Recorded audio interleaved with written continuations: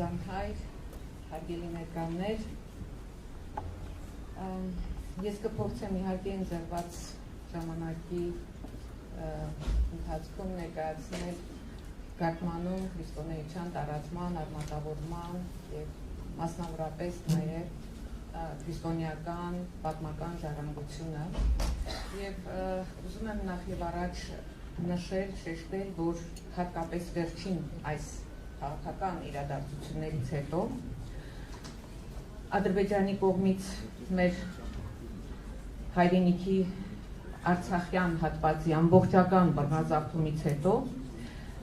բացառապես քաղաքական նպատակներ հետապնդող արհեստացին տեսություններն ու տարատեսակ խեղաթյուրումները հատկապես կապված հայ առաքելական եկեղեցու ընդհանուր կառուցվածքային տարրերից մեկը հանդիսացող Աղվանից կաթողիկոսության շուրջ աննախադեպ ընթացք ու ծավալներ են ստացել։ Այստեղ արդեն նշվեց շուրջ 11 գիտաժողովներ և ես համոզված եմ ավելին և ես հավատացնում եմ ձեզ, որ յուրաքանչյուր գիտաժողովի հիմքում նաև հիմնական թիրախը հենց հայ առաքելական եկեղեցու Աղվանից կաթողիկոսությունն է, որը անընդհատ փորձում են ջանքեր են գործադրում ներկայացնելու հայերիս հետ որևէ աղերս չունեցող, որևէ առնչություն չունեցող պարզապես մի հաստատություն։ Բայց պատմական աղբյուրները բոլորովին այլ բան են ասում։ Եվ կարծում եմ ակնհայտ է, կարող ենք հավաստել, փաստել, որ այսօր էլ օտարազգի, այստեղ խոսվեց նաև օտարազգի գիտնականների մասին, հա? Օտարազգի գիտնականները անգամ այս տարածաշրջանի պատմության անդրադառնալով պետք է անպայման որպես հիմք ընդունեն հենց հայկական սկզբնաղբյուրները, որովհետև թերևս ամենակարևոր և այսպես ասեմ, հարուստ աղբյուրները հենց հայկականն են իրենցից ներկայացնում։ Եվ հետևաբար մեր թեման ներկայացնելու տեսանկյունից նույնպես մենք պիտի հիմք ընդունենք հենց մեր պատմիչների հաղորդած տեղեկություններից։ Մենք գիտենք, որ քրիստոնեության տարածման և որպես պետական կրոն հռչակվելու հիմնական սկզբնաղբյուրը Ագաթան Գեղոսն է։ Եվ Ագաթան Գեղոսի, Բյուզանդի, հետագայում նաև իհարկե հայոց արևելից կողմած պատմությունը առավել մանրամասնորեն մեզ ավանդած կաղանկատվածու տեղեկությունները միանշանակ հաղորդում են, որ քրիստոնեությունը հայոց արևելից կողմերում, մասնավորաբար նաև Գարմանում տարածվել է առաջին դարի երկրորդ կեսերից, իսկ 4-րդ դարում կապված արդեն քրիստոնեությունը պետական կրոն հռչակվելուն հետ այն ավելի հաստատուն և ավելի արմատական բնույթ է ստացել։ Ագաթան Գեղոսը նաև վկայում է, որ Հայաստանում քրիստոնեությունը պետական կրոն հռչակվելուց հետո հայոց առաջին հայրապետ Գրիգոր Լուսավորչի կողմից կարգվել են քահանաներ և եպիսկոպոսներ, իսկ հետագայում հենվելով հենց Ագաթան Գեղոսի տեղեկությունների վրա Նիկողայոս Ադոնցը զուգահեռներ անցկացնելով և համեմատելով 5-ից 6-րդ դարերում գումարված եկեղեցական ժողովների արձանագրությունների տվյալները իրավացիորեն եզրակացնում է, որ պետք է որոշ համապատասխանություն լինի իշխանական տների և եկեղեցական ներկայացուցիչների միջև։ Եպիսկոպոսների ցանկը համեմատելով նախարարությունների ցանկի հետ գտնում ենք, նշում է Ադոնցը, որ բոլոր հզոր տոհմերը ունեին իրենց եկեղեցական ներկայացուցիչները։ Ադոնցի այս տեսակետը իդեպ հիմնավորվում է նաև Ստեփանոս Օրբելյանի հաղորդած տեղեկություններով, Գահնամակի տեղեկություններով և բազմաթիվ այլ պատմական սկզբնաղբյուրներով։ Իսկ եթե անդրադառնանք Ագաթան Գեղոսին, ապա պատմագիրը հստակ շեշտում է, որ Գրիգոր Լուսավորչին Կեսարիա ուղեկցողների թվում էին, ընդգծում եմ, ուտիացված, գարդմանացված և ծավդեացված իշխանները։ Ուստի անկարելի է, որ նրանք չունենային իրենց եպիսկոպոսական աթոռները։ Ուրեմն կարող ենք եզրակացնել, որ հենց քրիստոնեությունը պետական կրոն հռչակվելուց անմիջապես հետո Գրիգոր Լուսավորչի հիմնած եպիսկոպոսներից մեկն էլ համարվում է հենց Գարդմանից եպիսկոպոսությունը։ Այնուհետև Անդրադառնանք հետագա նաև փաստերին, որոնք նույնպես վկայում են Գարմանքում եպիսկոպոսության առկայության մասին։ Իսկ հետագա փաստերը վերաբերում են արդեն վաճառական բարեպաշտի ժամանակներին։ Մենք բոլորս գիտենք 488 թվականի Աղվենի ժողովի այդ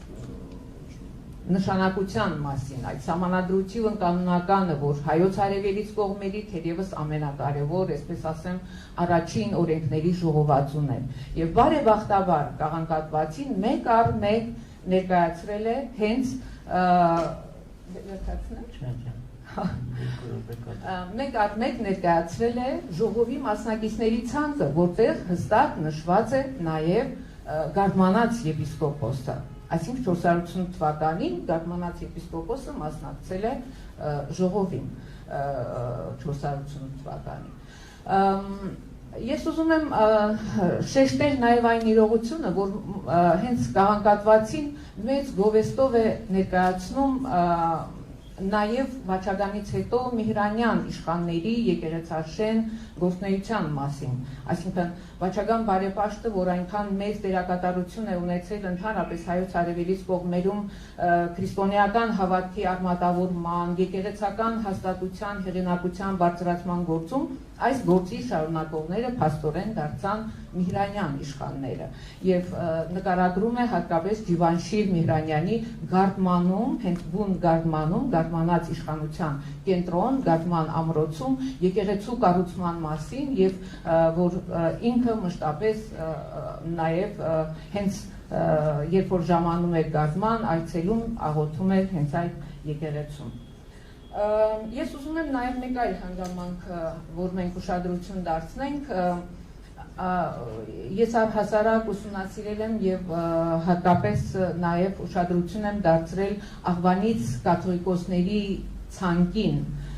ովքեր են ընտրվել Աղվանից կաթողիկոսներ եւ հետաքրքիր է, որ Աղվանից կաթողիկոսների շարքում նաև 4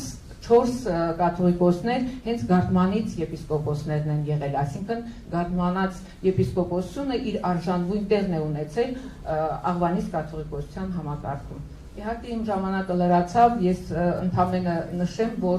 Գարդմանքը դա մեր հարուստ պատմական ժառանգություն ունեցող գավառներից է, այդ մասին բազմաթիվ վկայություններ կան տեղագրողների, Սարգիս Հասան Ջալալյանց, Մակար Բարխուդարյանց, բայց ասեմ վերջին այսպես ասած հիմնավոր հետազոտողը եղել է ցավոք հիմա պիտի ասեմ երջանկահիշատակ Սամվել Կարապետյանը, ով բարեբախտաբար գոնե 80-ական թվականներին մեկ առ մեկ ուսումնասիրել, վկայագրել, չափագրել է Գարդմանքում մնացած մեր քրիստոնեական ժառանգությունը, առհասարակ մեր պատմամշակութային ժառանգությունը, փաստելով մեկ իրողություն, որ բոլոր բնակավայրերը ամենափոքր գյուղերից սկսած բոլորն էլ ունեցել են իրենց վանքը, եկեղեցին, ավելին մենք Գարդմանքում ունենք գյուղեր, որոնք ունեցել են 11 եկեղեցի, մեկ բնակավայր եւ այսքանը թերևս, հա, ներողություն ժամանակը չարաշահելու համար։ Եթե հարցեր կան, խնդրեմ։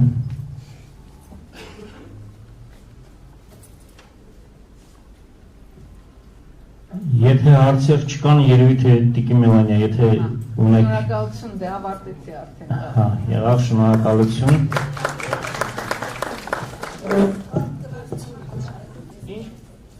հարցեր կար, Տիկին Մելանիա, խնդրում եմ, հա, այո, հարցեր կար, խնդրեմ նորից Ամբյոնի մոտ։ Ներեք ուշացի։ Ուզում եի հարցնել հիմա ինչ վիճակում են այդ եկեղեցիները։ Ներկայացեք, խնդրեմ։ Նավասարդյանները։ Ինչ տեղեկություններ ունենք հիմիկվա իրանց վիճակի մասին, ինչ են անում դա։ Մի քիչ ցավոտ հարց եք բարձրացնում, ասեմ ձեզ, որ այսօր շատ իհարկե 80-ական թվականներին ինքնին մռայլ էին բոլոր այն բնակավայրերը, որոնք արդեն իսկ հայաթափված էին, իսկ մենք գիտենք, որ Գարդմանը հիմնականում հայաթափվեց 1991 թվականից հետո, հա։ Եվ հենց Սամվել Կարապետյանը այդ ժամանակ արձանագրել է, որ բոլոր այն բնակավայրերը, որոնք արդեն հայաթափված էին մինչև 91 թվականը, եկեղեցիներից ընդամենը քարի կտորներ էին մնացած։ ջարդված խաչքարեր,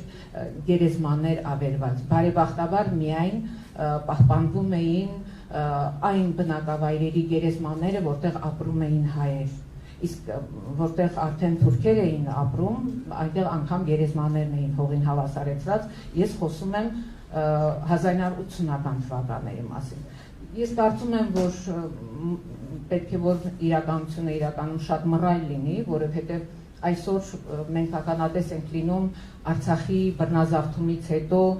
ամբողջական գյուղերի բնաջնջման, ավերման, այս վայրենաբարո արարքներին հենց բուն Արցախի տարածքում, իսկ դրան նախընթաց զավթված տարածքները վստահաբար ավելի մռայլ պետք է որ պատկեր լինի։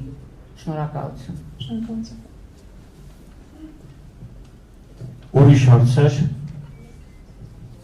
Հա, կա։ Էլի հարց կա։ Խնդրում եմ արագ արձագանքեք։ Այո։ Ինչ միջազգում են այսօր եկեղեցիները, ես բանանցի օրինակով ասեմ, որտեղ զբաղվել եմ բանանցի պատմությամբ, այնտեղ եկեղեցիները դարձել են աղվանական։ Ես նույնիսկ տեսել եմ, թե ինչ որ բանը քարի վրա արդեն գրված էր, որ դա աղվանական եկեղեցի է։ Դե գոնե այդպես պահպանվում է, հետո ասենք, որ մենք կարողանանք նորից հետ վերադարձնել, մենք նորից դարձնենք հայկական եկեղեցի։ Այնպես որ այսպես օրինակներ կա։ Բանանցի միջազգային ձեր չեն տվել, ինչքան հասկանում եք, որ իրենք նկարներ եք ուզում, եւ պահպանվել է նույնիսկ միջոցով վերականգնվում են գազե քաշվել եւ այլն եւ այլն։ Այն դեպքում իրանք գնահատվում են եւ լավ են նայում գյուղեն։ Այդ օրինակով կարող եմ այդպես ասել։ Ամեն դեպքում եկեղեցիները դարձել են աղվանական։ Շնորհակալություն նաեւ հուսադրող խոսքի համար։ Բայց ներողություն մի հավելում, մենք պիտի չմոռանանք, որ մենք ապրել ենք նաև խորհրդային ժամանակներ։ Եվ ցավոք սրտի հենց խորհրդային ժամանակներում, անգամ հայաբնակ շատ բնակավայրերում, ուղղակի մեր եկեղեցիները լքվելով աստիճանաբար ավերվել են եւ միայն գրեթե պահպանվել են այն եկեղեցիները, որոնք որ օգտագործվել են այլ նպատակներով, ասենք պահեստ, գիտեմ, ակումբ եւ այլն այդ նպատակներով, այնպես որ այո, բանանցը ճիշտ է, շատ ընդունում եմ ձեր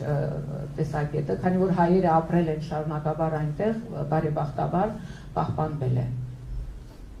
Այսքան, շնորհակալություն։ Խնդրեմ։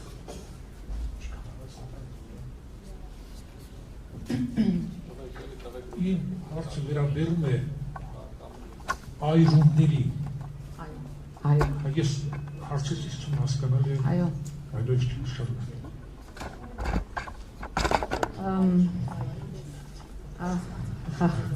Պարոն Հովհաննիսյան, ուզում եմ որ ինքը պատասխանի, բայց լավ, դուք պատասխանեք։ Եթե կարելի է, ուրեմն շնորհակալություն հարցի համար, այրումների վերաբերյալ շատ հետաքրքիր տեղեկություններ կան, թե հայկական, թե